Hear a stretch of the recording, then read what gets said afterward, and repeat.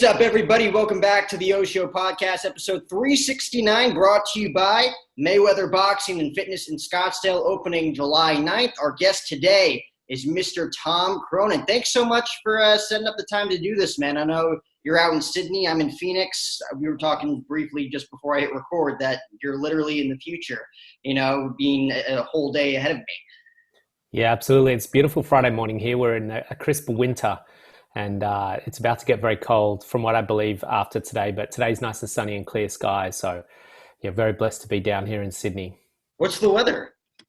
We're in Celsius here, centigrade. We're in Celsius here, you guys in Fahrenheit. So we're around, I think today's like 21, 22 degrees, which is quite warm for winter. So wow. I'm not sure. I think it's sort of probably up around the maybe 80s for you guys. I'm not sure. I'll have to check. Yeah, you want to trade? It was 119 today.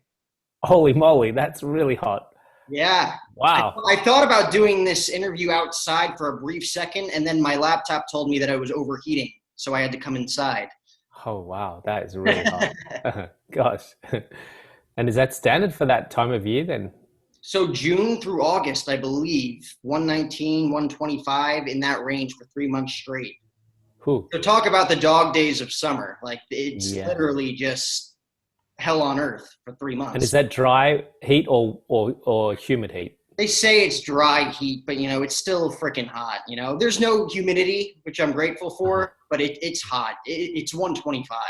Yeah, wow, amazing. I love that heat. Really? Well, I'm very excited to talk to you again today. I kind of wanted to give you the floor for a second, just to give a brief overview of what you've done in your career. The success stories, the things that you've learned from your experiences that kind of have shaped and molded into what you do now, trying to inspire others, when it comes to, finding their purpose, meditation, kind of finding inner peace with themselves through, the unstable times in everybody's lives. Yeah, look, a little bit of backstory. I was a broker in finance. I was on a big trading room floor, very much like Wolf of Wall Street. And, for a long time, I felt really lost. There was lots of money, and don't get me wrong, it's a can be a great career path because you make a lot of money, and it was a very sustainable and substantial job for me for a long time. But I just felt like I was really missing something with the direction of my life and what I was doing with my life. It was really just about making money. That was the primary focus for that job. And then eventually, I because of the stress that I was experiencing, I learned to meditate. Meditation played a huge role in changing my life. And I really felt very passionate about bringing it out to the world. So that's when I did my teacher training, and I decided to leave finance and become a meditation teacher, a speaker, a retreat host. And in the end, I also morphed into making a film and writing a book called The Portal, which is really looking at the portal being that transitional point through meditation to a new way of seeing the world, a new level of awareness about spirit, about soul. So that's really what motivated me, was to realize when I discovered meditation that there was this big part of my existence that I'd been ignoring for a long time. And so I really wanted to bring this technique primarily to the world so that they could access that part of themselves that's already in them, that they just might not necessarily have been aware or know how to get to it or how to experience it. Wow. So I did a little bit of research on you. You grew up in a big household, one of seven, if I'm correct? That's right. Yeah. Big Catholic family. Wow. We went to church every Sunday, and I had a very strong sense of a presence of an intelligence, a force, obviously many will call it God. And I prayed a lot as a kid. I was deeply connected to Jesus and to God. And I think that was right, like the early sort of days of my sort of spiritual development, of just more and more I would pray and for silly things like winning raffles or, all sorts of things. And Mum used to always say I had such an incredible sense of faith because my prayers just kept were getting heard, and there was responses, and it just kept reestablishing time and time again that there was some type of intelligence, whether it was me or God or whatever, that was manifesting things in my life. And that was a really strong part of my childhood. So what did you do as a kid? Again, big family, growing up in, Australia? Like, what did you do? What kind of formed you and inspired you to do what you want to do later on in life? That first big breakthrough, becoming a broker, at a young age, and kind of getting into your career path and finding your identity. Yeah, I grew up on a country farm. It was a beautiful, still to this day, mum and dad live in this house. It's like 200 years old, one of the first cottages in the local area. Beautiful rolling hills and pastures and paddocks and cows. And it was a really wholesome and healthy place for me to grow up as a child. I had a strong sense of connection to the land and to bush and to that simplicity of living, collecting tadpoles and building cubby houses and riding through, forests and stuff on our bikes, me and my brothers. And it was just a really beautiful childhood. And then when I went into finance, I was quite a deep thinker and I had a strong faith when I went into finance. I think I just got really sort of led astray and went down a path that was a long way away from that wholesomeness and that connection to spirit. And I just got caught up in drugs and money, really. That was just the world that I morphed into. It was a very like flashing lights, just pulling my attention. Phoenix, I don't know how far you are from Vegas, but that's the same concept. Oh, yeah. Metaphorically, flashing lights to pull your attention. The whole reason Vegas is lit up like that is to get you excited. The tingles, the bells, the whistles of those machines and those big, gambling floors is to distract us from truth. And I got very distracted. And the beautiful thing with the universe, and you can call it God, nature, intelligence, divine law, whatever, is it has this capacity to always encourage and urge us and somehow try to realign us.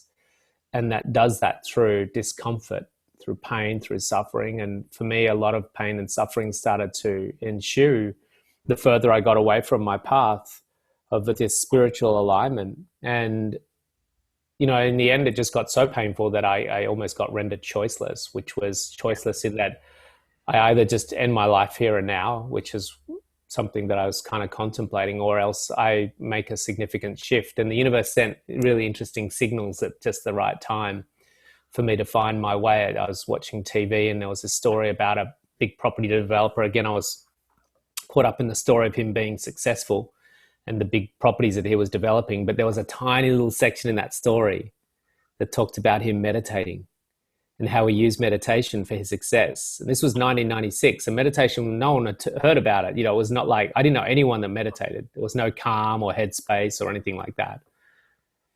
And it was like this light bulb moment. It was just like, wow, okay, I got to look into this. That looks really important. And that was the starting point for me in my darkest night, to have that message come through and to start meditating. So what did it gradually, evolve over time? Or was it like, all right, you get your first big deal, your first big paycheck, starting out, and things are just like, oh, obviously you're confident now. But was it, time evolving, you started straying away from your path? Or was it instantly when you started seeing that success again as a 19-year-old kid? Like, you're probably on cloud nine. Like, there's really nothing you can lose at that point. Yeah, it was a good 10 years of being deep down that rabbit hole. Yeah, I was 10 years into, I didn't have that sort of shift. I started at 19 as a broker, the same year Jordan Belfort started his career, 1987.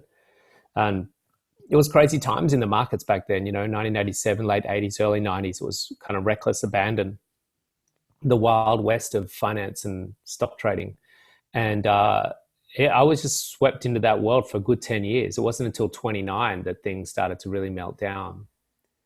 And just to add to that, Dr. Deepak Chopra, who's a very recognized physician, 70, 80 books published, he said in one of his books, I think it was Quantum Healing, that when we have a symptom, it could be anything from anxiety, ADHD, depression, bipolar, that symptom is the fifth and final stage of there being an imbalance. And to get that final physiological awareness about the problem, it could take many, many years. And that's what happened to me. It started at 19, and the crazy stuff started when I was like a young punk straight off the streets, like 19, you just go, wow, this is amazing. Deer in the headlights, just, this is incredible. And then you're doing this thing year after year after year, and slowly those imbalances start to show up, and it takes a while before it really starts to manifest. Wow. So again, to that point, to add to that, there's times in life where you're down in the hole, you're in the rabbit hole, and you're thinking like, all right, I gotta get myself out of this. And then, you have 2, 3 good days, and then something bad happens, and then you just like naturally go back into the hole without even realizing it. So like, how many times did you kind of have to go through that before you had your big why and we're like, okay, I got to change something here or else it's going to be detrimental. And like you said, it could even end my life. Yeah, it's things got pretty bad, for quite a while. Sort of my mid 20s to late 20s. I've been doing a lot of drugs, a lot of partying, a lot of drinking for quite a while at that point, and the work itself was pretty manic.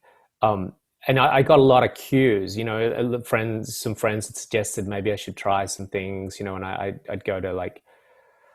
I even started doing things like yoga and acupuncture, but that wasn't really kind of cutting it. But yeah, as you say, it was like. I'd make a tiny little change and slip back. Yep. I'd go and have a holiday and things might get a little bit better and then slip back. The culture, the lifestyle, the social habits was hard to break free of. It wasn't until I hit rock bottom at 29 and then I, at the same time, simultaneously learning to meditate, that things really made a shift. And then from there, it's not like I became a enlightened monk, certainly by no means, but certainly made some big changes very quickly that were coming through my awareness shifting through the meditation and my ability to see things differently as a result of the meditation. So how long did it take you to learn this personally? Because I'm sure you get a lot of people saying, like, okay, I'll have 3 or 4 good days here and there, maybe a couple of weeks, doing what you're teaching them to do. And then, their car breaks down or someone in the family gets sick, like something bad happens and then they just think of everything else that has bad happened and it all formulates in their mind. And then they're just back to square one. So how long did it take you personally to kind of learn all of that and kind of, again, do the research to figure out how to overcome some of this stuff? Because I feel like it's a daily learning process. Yeah, we're always learning. We're always growing. There's no question about it. And someone asked the other day when I was speaking at a company, a large conference, and they asked, will I become a better meditator the longer I do it? I said, it's not that you become a better meditator. Once you learn the technique, I learned the technique over 4 consecutive days, Tuesday through to Friday. That's the way it's taught. It's transcendental meditation. And so I learned on the Tuesday, the next session was Wednesday, Thursday, then Friday. And pretty much by then, you're completely skilled and in the art of learning to transcend in meditation. And that's what I teach my students as well. I teach mine over the weekend. And so by Sunday, they've kind of fully equipped in how to meditate. I do support them with weekly group meditations. So anyone that learns with me can come and join my group meditations every week. So it's not that you become a better meditator. Once you learn to meditate, you know how to meditate. Right. It's just that you become more stabilized in that stillness of being that you're experiencing in the meditation outside of meditation. So when the car breaks down, when, the weather turns sour at your picnic, when you have a disagreement with one of your children, you become more and more stabilized over time, less and less affected by life, and you're able to consciously be present without being emotionally entrenched in the situation. And this is the great liberating benefit of meditation, is that we can be in, and I said this last night at a talk I was presenting to a large group of builders. I said, there's no stressful situations in life.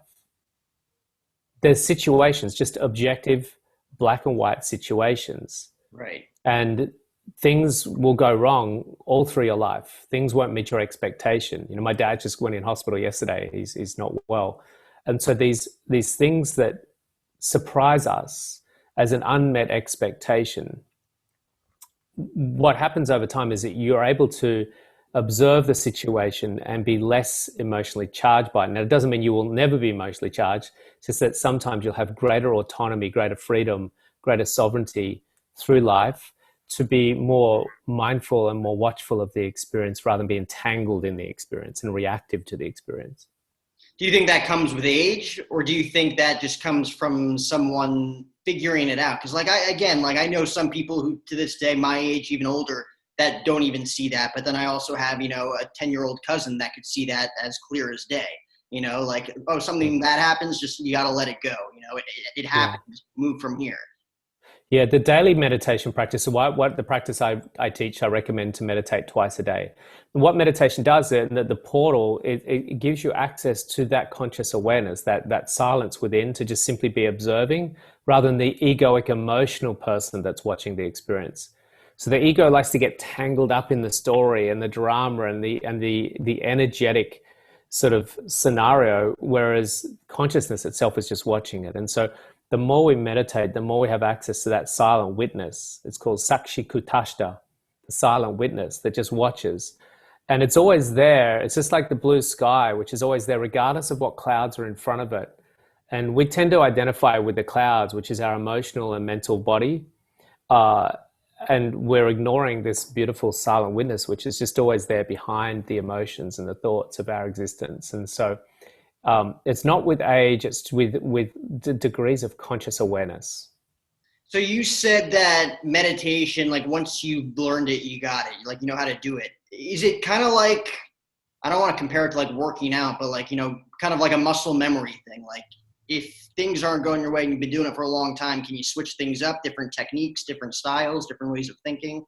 Yeah, definitely you can do that. You can always add to it. So, there's degrees of evolution in your meditation practice as well. So my students have been with me for quite some time and we've evolved their meditation practice. But it's a really good analogy to use. So if you go to the gym and someone teaches you a routine, right? So you're going to do an arm, bicep, tricep, shoulder routine, right? And they teach you that routine. It's not like you get better or worse at that routine. Once you know the routine, you know the routine. So you can go to the gym on your own. You can do that routine on your own. And it's not a matter of whether that routine is going to get better. It's whether your muscles and the application of that routine and the regularity of you doing that routine develops the muscles better. Yeah, I mean, I was very interested to hear your take on that because it's like if you're working out at the gym and you're doing the same thing for a long time, like you're going to get better. But if you're doing it for like 2 years straight, eventually your muscles are just going to be used to it and they're not going to grow from it. So Gotcha, yeah.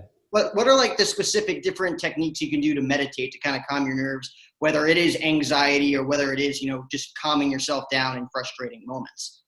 Yeah, it's a good thing because we want to discriminate the difference between two. One is a regular meditation. You just do it morning, you do it evening, and you're doing it regardless of what state you're in. You just put your time aside and you do it. But then there's circumstances that will arise in life, and it's not meditation time. You're doing your meditation at 6 a.m, and now it's 11 o'clock at morning, and you just had a big fight with your boss. So, or you've got an exam that you're nervous about or something. So what can we do in those moments is kind of like, it's almost like, the first responders get on scene, and this is like a dire situation. So the thing that I find is the most effective is the thing that will disturb us the most if we don't get on top of it, and that's our breath. So in those challenging moments, our breath will run away from us and it will basically take over. It's going to hijack your system. And it's going to be short. It's going to be up here in the chest. It's going to be shallow. And that's going to trigger your whole body to go into this sympathetic nervous system state. That's the stress response. So the most effective thing we can do in this moment, and your body won't want to do this because your body wants to go into panic mode here. It's interpreting this situation as a life and death situation, and your whole body's hijacking you. Now we have to hijack it back from that and go, okay, I'm taking over here. I'm taking over of the breath, and we're going to go deep. Almost like you feel your belly button going out like a barrel, almost manually extending the belly button out so the breath can go all the way down to the lower regions of the lungs and then out. And just regulate that breath and put all your attention on the breath. Put all your attention on the breath. And what happens is two things. One is physiologically you're calming your nervous system just through regulating the breath. And secondly, what you're doing is you're bringing your attention away from the thing that was activating the stress response, which was out there, and you bring it in here to this present moment of just breath. Now, when you're focusing on the breath, there's no stress, and everything just will melt away. And you'll disentangle yourself from that response that's happening in the situation. And you'll see this time and time in movies, when soldiers are about to go to war or something. Let's just say, calm your breath, It's just to soothe the situation down and not get too overwhelmed with it, letting the body get sort of hijacked.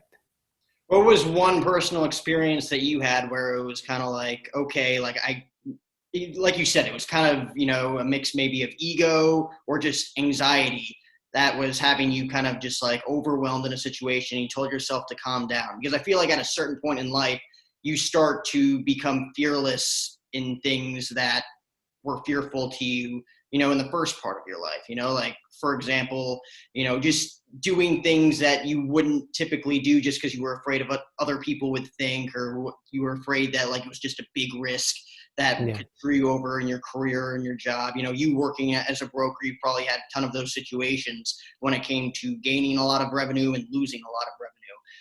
But what was the, big thing in your life that, you had to overcome, and then finally said, like, you know what, you only live once. I'm going to be fearless in this moment. I'm just going to go Hmm. Gosh, what a big question. for it. I guess it's kind of twofold, because you asked initially about, when was a time when I kind of used that sort of method to calm things down. And a few times came to my mind, and I'll share those.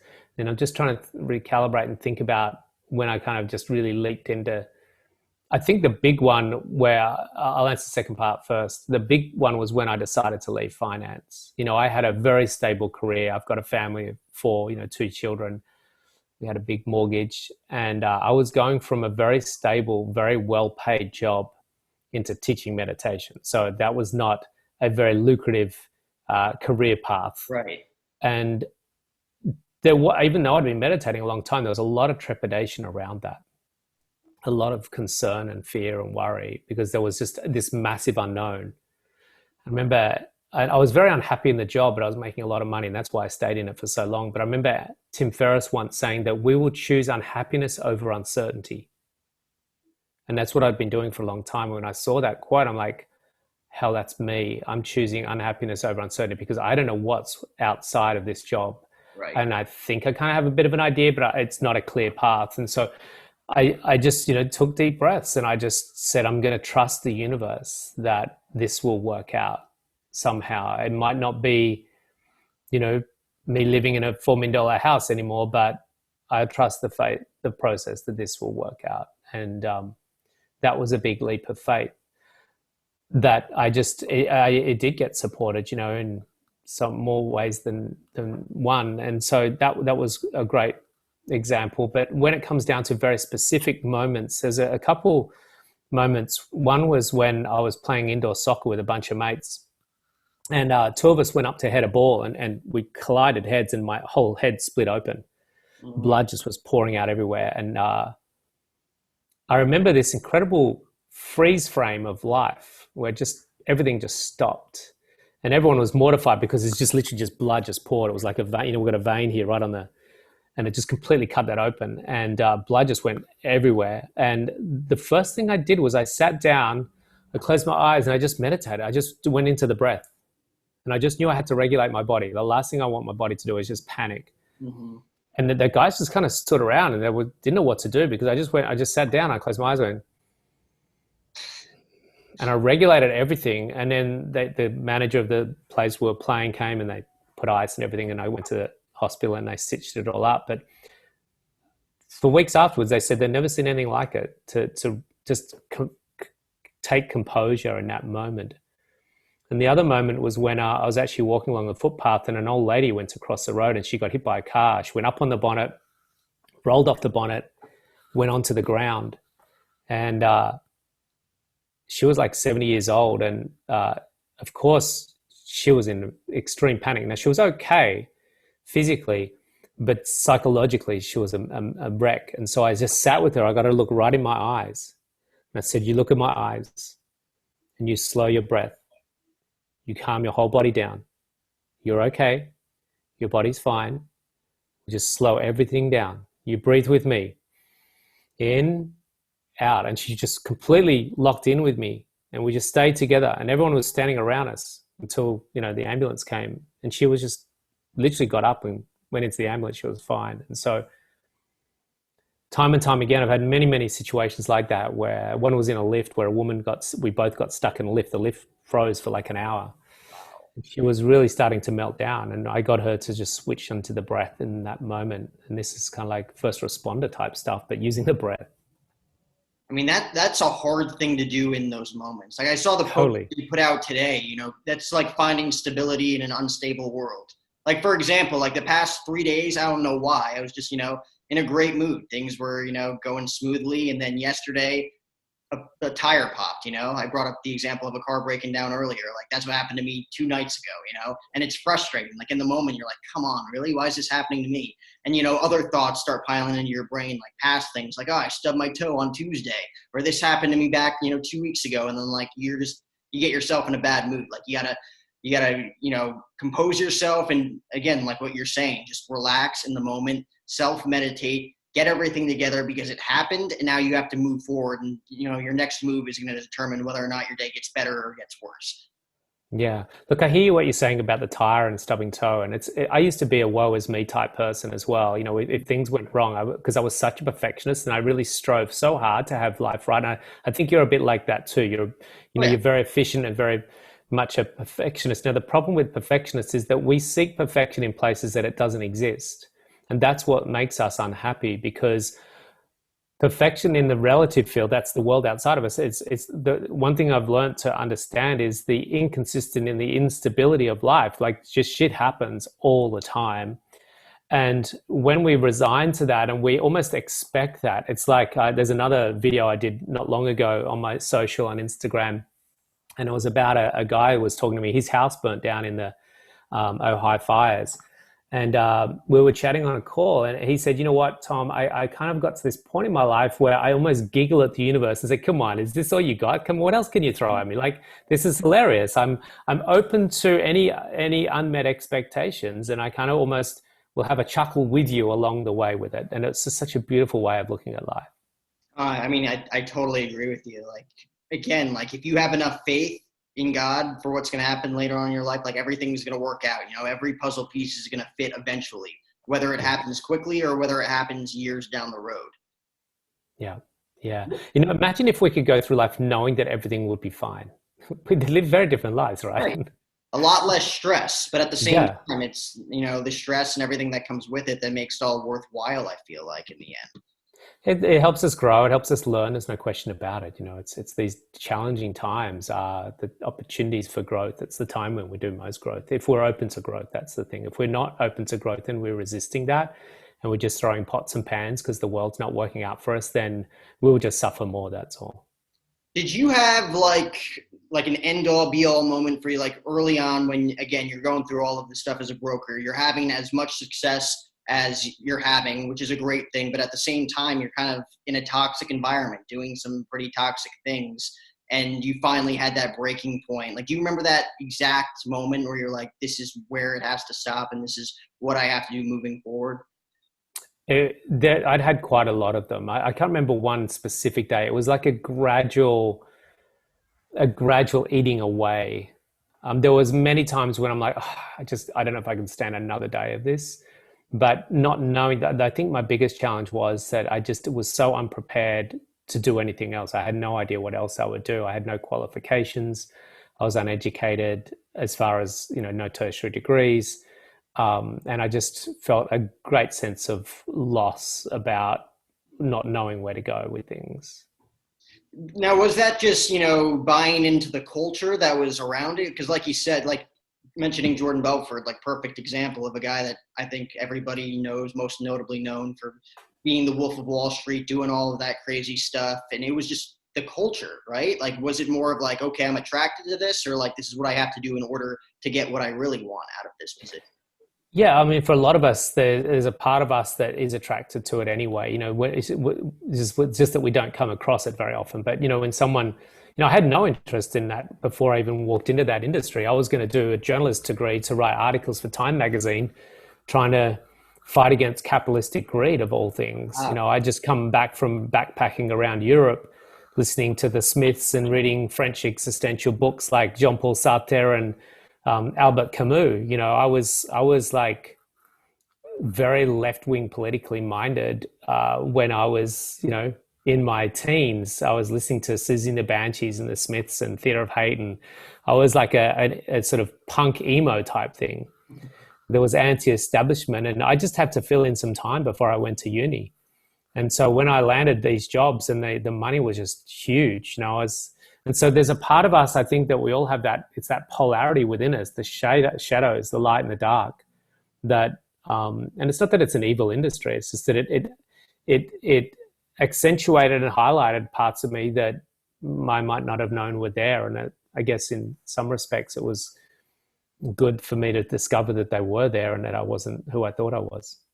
So did you have, close confidants and family members kind of like see this and like going down a path that they weren't necessarily like, okay, this is kind of dangerous. Like he's very, successful. He's doing great by the family, but at the same time, like, did anybody kind of, again, like you mentioned earlier, like you had a few people kind of like tell you like you should try this or you should try that, but was there any, specific big person in your life that kind of changed things for you?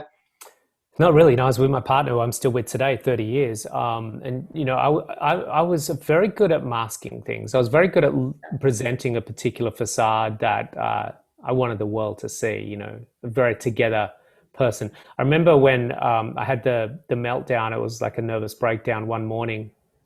And my wife, who was my partner at the time, we went, she took me to the doctor. And I remember him explaining what was going on, and it was a real shock to both of us. Like I'd been getting these panic attacks, but I didn't know what they were, and I didn't know what depression was, but I'd obviously was suffering with it. I had no idea I was suffering from it. But the doctor actually said, literally, I was having a nervous breakdown. And both of us, we both started bawling our eyes out. I remember sitting there in his clinic still to this day, the light coming in and everything, and both of us just crying. We're both very surprised. We had no idea that that's what it had come to, and that's how bad things were.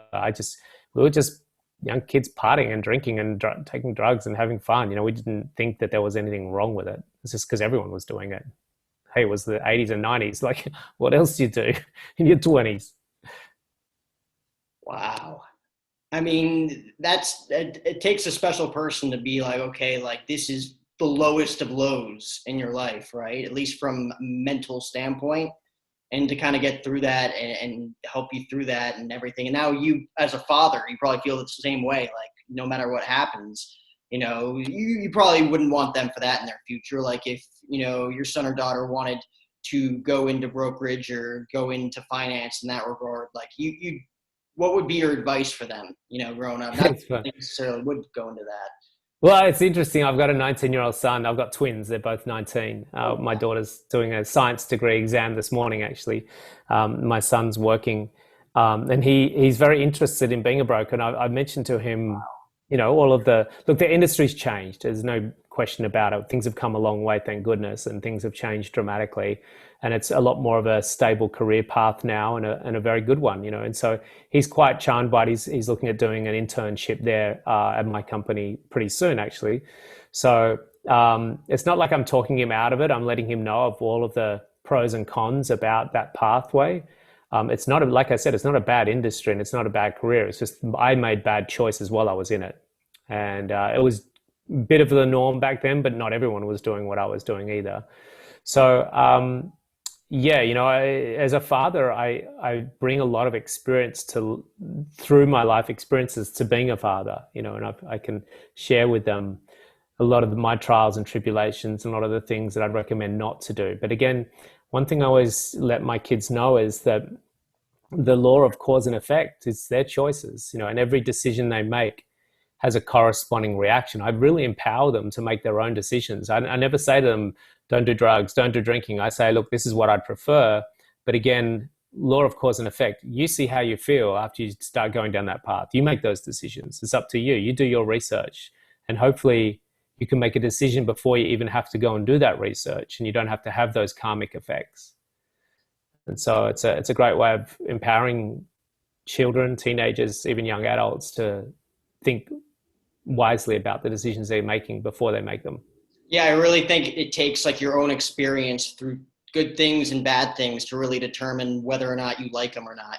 Like you could say, don't do drugs, don't do that. It's like, okay, like you're going to do them and you're going to feel the way you feel. And if you don't like it, then that's how you learn. Yeah. Like riding a bike when you're a kid, you're not going to wear a helmet. All right. When you fall, don't come crying to me, like now you know. Yeah, exactly. And look, my kids, bless them, have made some pretty good decisions. You know, they've been exposed to a lot of things already, you know, at 19, and uh, wisely they've made some pretty smart decisions along the way, which has been a bit of a blessing. But I think a lot of that's because we empowered them with that opportunity to make those choices. And of course, I know that they've tried and tested some of these things, and they probably didn't have that good experience because they said they don't want to do it. So that's great. And it's great, you know, to have a father in that sense that has gone through, like your son, like you said, wants to, you know, at least pursue the idea of a career in, you know, brokerage and in finance, you know, and at the same time you had those experiences, you reached the pinnacle, you know, like you had a ton of success. You also saw the downfall, and you also knew how to rehabilitate yourself kind of, you know, through meditation, doing what you do now. Like you found an alternate route of success that helped you through those dark times. And I do want to get into the Stillness project and how you started that, because it's grown into, certain events that you guys do, connecting people with others that kind of, you know, feel the same kind of, you know, trap in the sense of dealing with anxiety or dealing with dark times. When you first started it, you know, did you expect it to grow into what it is now, you know, 7, 8 years later? Yeah, it's interesting. I actually came out of finance with all guns blazing and a bit of money behind me. So I brought on some very top marketing teams and strategists. I didn't just sort of wing it, you know. It was very much thought out. And even when we came up with the tagline, the Stillness Project to inspire 1 billion people to meditate daily, you know, I was like, oh, why don't we say 1 million? 1 million's a lot of people. And they're like, no, like, you know, you could get to 1 million in 5 years. You know, what happens then? You know, you need to have a lifelong vision for this. And so when we set it at 1 billion, you know, all of that stuff was thought out. And so there was some degree of intentionality behind it. You know, and I'm just naturally a big thinker. And so when I came across this and I realized that no one in the world was doing it, or like a handful of people were doing it, I just couldn't believe it. And so I knew how effective it was. I knew how powerful it was. I knew it could help people in a massive way. Not only was it changing my life and my friends that were doing it, but when I started teaching it, it was really impacting a lot of people. And so that's when we sort of really strategically thought out, how do we make this a global movement? And, you know, I kind of egoically look at Calm and Headspace and think, damn it, those guys kind of got the gun on me on that one. But, you know, because we were looking at online programs and the film and stuff, but they went straight into the app version, you know, that kind of superseded what we were doing. And they really jumped into that world head first. And I was very impressed and with much gratitude for their work, because, you know, they're doing really what I was hoping to do as well, which is, and we're all in this together. So I'm really blessed to see the great work that these guys are doing to make meditation mainstream and access it, make it accessible to everyone. So you got a great vision. You obviously had a great team from the get-go using the resources that you had. How difficult or easy was it for you to kind of build, you know, a platform when it came to social media and e-commerce and all of this stuff that gets it out to the world, you know, 10 times faster than it would have 25 years ago? Yeah, I mean, it definitely helped. It definitely helped having some money behind it. At the same time, I spent a lot of money on things I shouldn't have spent money on. A lot of people I spent money on that didn't really step up to the level that they'd promised. You know, the world of consulting and marketing, there's a lot of, and PR, there's a lot of promises and not a lot of, you know, responsibility. You know, you can have a PR team say, we're going to get you X, Y, Z. And when they don't get X, Y, Z after you've paid them, there's no like refund. Oh, we thought we were going to get that, but damn it, it's a shame. Anyway, see you later. Right. So I learned a lot of lessons along the way. Some I didn't learn very well, but and I went and repeated them. But I think it definitely helps having some money behind and some team to strategize it. But I think these days it's a different world, even from the 8 years ago when I started this, 9 years ago when I started this. You know, I only left finance in 2012.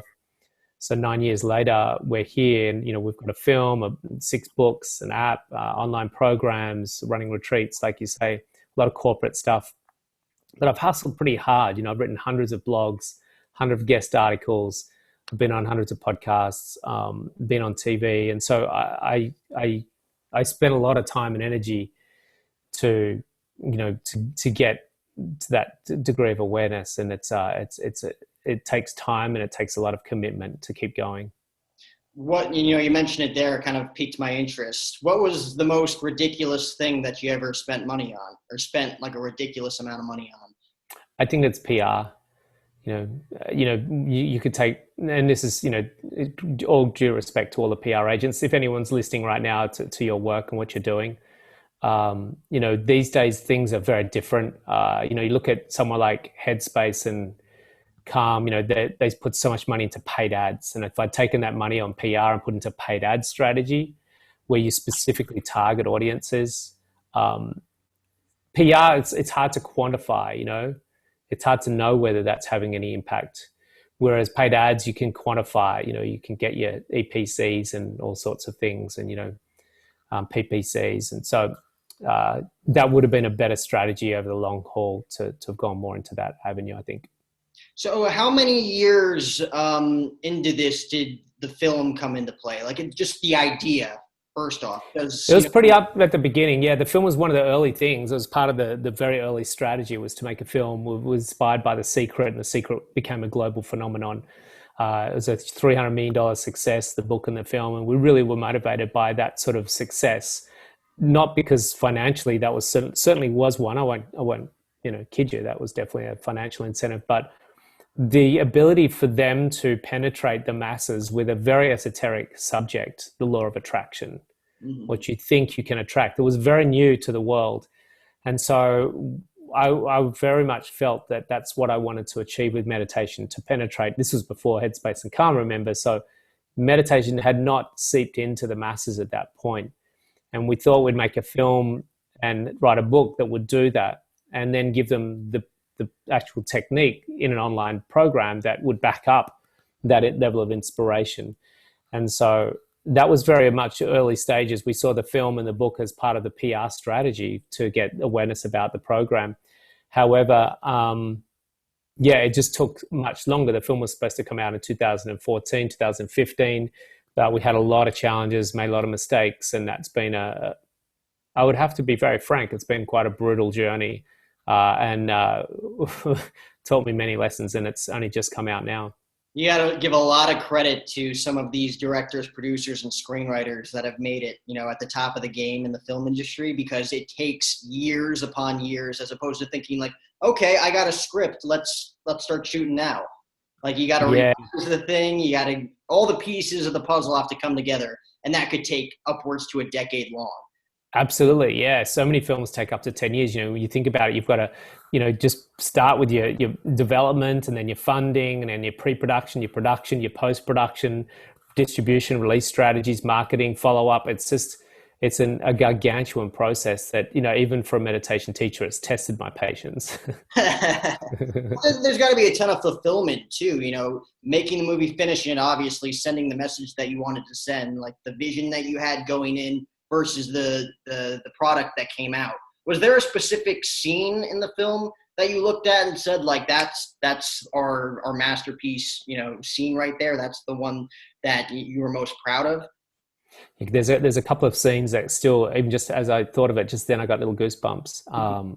There's a number of scenes that the director and the editors put together with such finesse and such beauty. One was Buddha. We call it the diner scene, where Buddha's in the diner and he's having his PTSD episode. So beautifully shot and retold. There's a beautiful scene of Heather where she runs through the tunnel towards this light, which is really her reclaiming her power and moving towards a new experience in life, a new awakening, which is really beautiful. We found that tunnel in San Francisco. It was like all day we've been looking for this tunnel that took us a long time to find. It was an old sort of mining tunnel, and we found it just as sun was setting. It was really beautiful. So there's a couple there, and then there's this, I won't tell you about this one, but it's a beautiful scene where we reveal someone in the movie. It's called, I won't tell you his name, but it's a special reveal where we reveal this person that's been sort of hidden for a while, other than just his voice. And when we reveal him, it's a very special moment in the film. Wow. I mean, it's got to be so, again, fulfilling from that standpoint for you to go through that, and at the same time having people that are following you, being a part of, your culture, see that and look back and think like, wow, Tom, like this is very not only helpful but inspiring for me because I went through X, Y, and Z. Like the last thing I want to ask you, I don't want to take too much of your time, but I want to ask you, through all, again, the books, the film, the retreats, the live events that, you probably have a ton of people that reach out to you, kind of share their story as to what, inspired them to reach out to you or to be a part of that culture that you've provided for them. Is there one specific or multiple, I guess, stories that stick out to you, individually based that were like, oh my God, like that touched me, that gave me goosebumps, and that really hit home because this is why I do this. This is why I was inspired to create this vision and this culture for people to come to me and share these stories. Yeah, I do. You're right. I get thousands of people, share their stories and send me messages. There was one moment, I was actually on retreat, and retreats is probably where I see the biggest change in someone in such a short period of time. It's a very powerful process. So we've got a retreat coming up, a 1-day retreat. We do 1 day, 4 day, 6-day retreats around the world. Well, they were around the world outside of COVID. And this one was just recently. And he's a big, tough builder guy, and really solid guy. And day two of the retreat, he said, "There's something I'm holding back. I know I'm holding back, but I'm too afraid to sort of let this go. And something's coming out, but I don't know what it is, and I don't know what to do about it." I said, "Just keep doing the program, and we'll see what happens." And then the next day, on day 3, in the sharing circle, he just broke down, and he shared his story of how, as a child, the abuse he went through, and how difficult his childhood was, how he was beaten and dumped and left on sides of roads and stuff. And he turned into being a very aggressive, angry man that was not a very healthy person and not a very easy person to live in society. He was just a very brutal person. And here he was, just all of that facade just cracking and poorly, just dropping away, and then underneath that was this beautiful, the whole room was just bawling their eyes out, as he shared his whole story for like half an hour, and how he just didn't want to be that person anymore. And that veneer of who he'd become because of the molding of his life experiences was just dropping away. And what reveals underneath all that tough exterior is this, it's like those Kinder chocolate eggs, there's a little prize inside, and there's this, within inside of him was this beautiful heart that's just kind and loving and gentle. And that's who he's become now. That whole tough exterior is just melted away. It's really beautiful. I mean, this is kind of the stuff that fires me up to talk about, because again, like what we've been talking about the past hour or so, everybody has their own stuff. Everybody's got their own shit that they're dealing with. And for someone like that to come out and kind of break down and share that with you, like that's got to be very, it's kind of overwhelming, I feel like. Again, you went through it, I didn't, but it's got to be overwhelming to think like, okay, like this was our goal in a sense for, people to kind of be comfortable in their own skin to share these stories. But at the same time, like in that moment, you're probably thinking like, okay, like what can I say that's going to make them feel better? Yeah, it's not. Yeah, look, I understand having facilitated retreats for 10 years now. One thing I really appreciate and understand is I don't have to make him feel better. The process is already doing that. He's already working that out. So I remain silent most of the time during those situations and allowed the space to open up, to let them freely express. The natural tendency for humans is to try to make them feel better because they don't feel comfortable with that, watching that experience. For me, I feel very comfortable watching that experience because I know how important that experience is.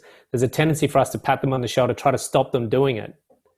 But my role as a facilitator is allow that process to run its course. And when it's completely silent in the room, when he's completely finished sharing, and I might sit there with 3, 4, 5 minutes silence, and people are just breathing and crying. Wow. And then if nothing comes, they go, okay, now it's time for me to talk. Right. And at that point, I'll just share gratitude and just highlight what we've witnessed here and the beauty of this magical unfolding. But the work's already been done. I don't have to do any work.